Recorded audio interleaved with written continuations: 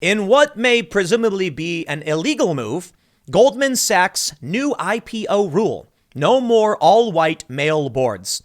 Okay, that's an initial public offering. For those that aren't familiar, it basically means if you have a company that has shares or whatever and you want to open it up to public purchase or put it on like stock market, that's an initial public offering. And Goldman Sachs apparently isn't interested in working with companies that have boards that are just white men. I think that might actually be illegal racial and gender discrimination. I'm pretty sure you can't do that. Just like the argument over the bakery, which was actually misconstrued by many on the left. The general argument is, if you're a business, you can't deny service to someone based on those characteristics.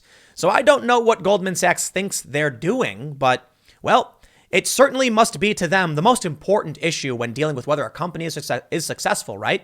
Now, let's be real. No, I don't care what your race, gender, nationality, religion, whatever is. Do you make a good product? Are you acting within the law? Is your company great? Let's do an IPO. Goldman Sachs, what are you doing? Let's find out. CBS News reports Goldman Sachs CEO David Solomon has a plan to end the era of all-male, all-white corporate boards. The investment bank will refuse to take a company public unless it has at least one woman or non-white board member. The move could make a big difference with male-dominated startups, experts say, and I think that might violate gender discrimination laws. Like, how can you look at a board and say, we won't work with you because of the racial makeup of your company? Pretty sure that violates the 1964 Civil Rights Act. Under Solomon's new rule, which goes into effect on July 1st in the U.S. and Europe. Well, I guess you can do it in Europe. I don't know about the U.S. Actually, no, Europe has stricter rules on this stuff, don't they? Goldman Sachs wouldn't have signed on as an underwriter for WeWork, which had a male-only board when it filed to go public last year. Soon after, WeWork ended up pulling its IPO following investors' questions about its financial losses and corporate governance. The push toward greater diversity comes as lawmakers and policy experts are questioning the progress of women inside the boardroom and the C-suite, even though women hold about 1 in 5 board seats in S&P 500 companies. The majority of businesses still have boards that are mostly composed of men, according to the MIT Sloan School of Management. Well, let me stop right now and tell you why. Did you know, according to current understanding of science and trends, there are more male geniuses and more male morons than women? There tend to be more women of average capacity, and men make up slightly less on average. Well, the average is around the same. Let's be clear. But when we're looking at like grade scores, I actually pulled up corroborating evidence to this IQ study. They did SAT scores and grade averages and found that women have a tighter bell curve, men have a wider bell curve, meaning you'll find a ton of really dumb guys, but more really, really smart guys. So I don't know what the exact numbers are, but let's put it this way. If you have 10,000 human beings and men are, maybe, 1,000 of them, let's say you have 10,000 people, then you have 1,000 geniuses. Women make up only 400 geniuses. Again, I don't know what the actual proportion would be.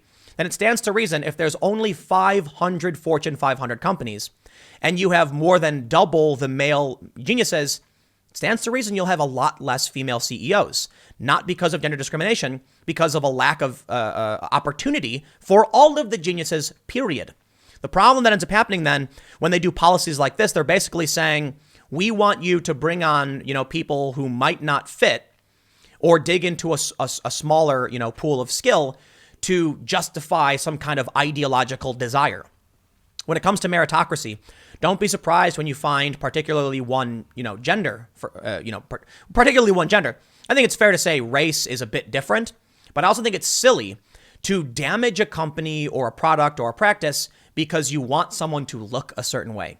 And therein lies the big problem I have with these policies. The way I always describe it is, imagine if you went to, Goldman Sachs had this great invention. Maybe it's going to cure cancer. Yeah, look at that. Let's say a company came to cure cancer and they said, we want to do an initial public offering on our universal cancer cure. And they said, we don't like the way your staff looks. Your board looks too much like those people. What does that have to do with anything? Who cares what I look like? Did I make a good product? Is it working? Well, I want to make sure that people on your board look different. Think about where this goes. Are we going to end up with like a policy of we got to have certain people with bigger noses and smaller teeth? No, I don't care what you look like. And they say it's about race. But for me, it's just an issue of you looking different. culture, knowledge, whatever we do as Americans, we're all Americans regardless of these traits. So how dumb is it? Imagine if Goldman Sachs was like, unfortunately, too many of your board members are thin. We need more fat board members. Yeah, that wouldn't make sense either. Neither does this. They say, academic research backs up the benefits of a diverse board, with studies showing such companies make better investment decisions and scale back on aggressive risk-taking. What's wrong with aggressive risk-taking? Yet there remains a glaring lack of board diversity among venture-backed private businesses, which have provided the U.S. with some of its biggest IPOs in recent years.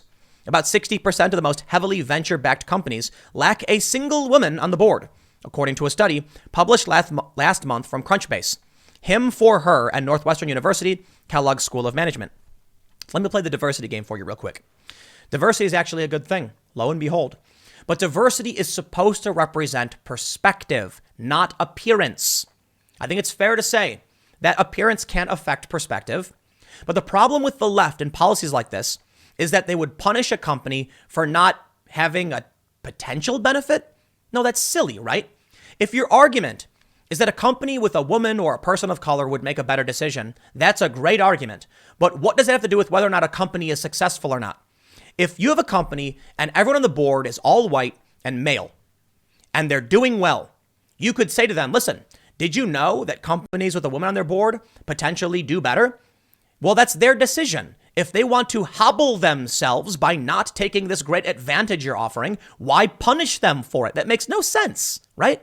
You get my point? Let's say you had a company that was, let's say you had two companies. They both had all white male boards. And you say, the data shows companies do better if they, have a woman or a person of color. Does the company meet your statistical criteria for an initial public offering? If the answer is yes, then it's their choice whether or not they want the advantage you've proposed. So let's say one company says, we're fine the way we are, and the other company says, you know what, you're right. Let's bring on a woman and person of color. Congratulations. That company will now do better. So what? The other company will still do well, right? Now, I will say this. I think it's true. I think it's absolutely true. I think a company would absolutely benefit by having a woman or a person of color or an immigrant on their board, because that will bring a unique perspective. But a unique perspective could also be determined based on where you grew up in this country. And you could be white and from a foreign country, and you could be a white woman, or you could be a trans person. I just ultimately don't think it matters that much. I think it would be great if companies recognized a diversity of opinion can really benefit you, because some people might be able to see outside the box in a way you can't. They might be able to break your echo chamber. The problem is this version of whatever diversity is supposed to be is based on what you look like. So you don't actually get a diversity of opinion. If you get a bunch of woke leftists in a room who all agree with each other, you have no diversity. They just look like different people. So what? Is the implication then that everyone of every race looks the same? We need to make a rainbow in the boardroom? It doesn't make sense. What matters is the mind of people, the content of their character, not the color of their skin. If you bring in two people who grew up in identical circumstances, but one was a white male and one was a woman of color, what does it matter? They're going to think the exact same things and behave in the exact same ways. Now, granted, I think being a woman would provide a different experience and different requirements to life, because, women do, and perhaps that would have an impact. But this to me seems like ideology. It's like pushing a religion for no reason. To the detriment of your company, you are enacting a policy that will see no real benefit to any of the companies you work with.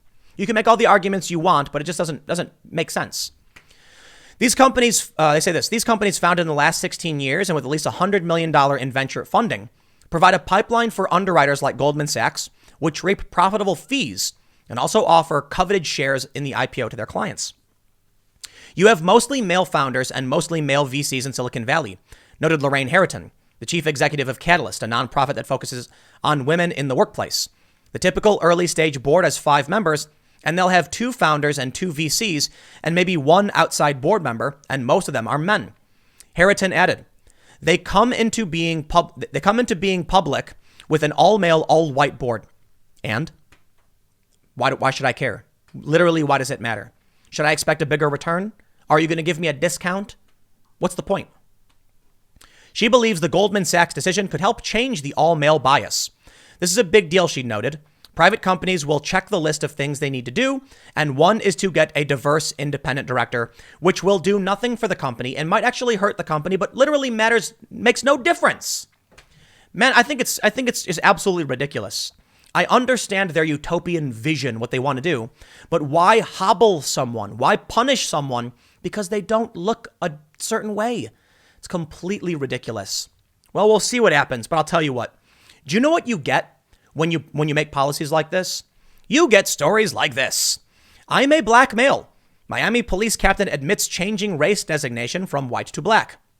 Apparently, this guy initially applied as a white Hispanic. Then when he went for a promotion, he claimed that he was a black male because he found out some people in his family were mixed. This is what you get. So what happens if you have an all-white male board and they say Goldman Sachs won't work with us? And one guy goes, I'll just tell them I'm a trans person of color. Boom, just say it, you're done. Congratulations. What's Goldman Sachs going to do? Say, no, you're lying? No. You'll get people who just say, fine. What's the bare minimum we have to do to skirt the rules? Just say we are? Fine, done, I am. Congratulations, diversity. It doesn't work. Anyway, I'll leave it there. Stick around. Next segment's coming up at 10 a.m. tomorrow morning. Podcast every day at 6:30. Thanks for hanging out, and I will see you all next time.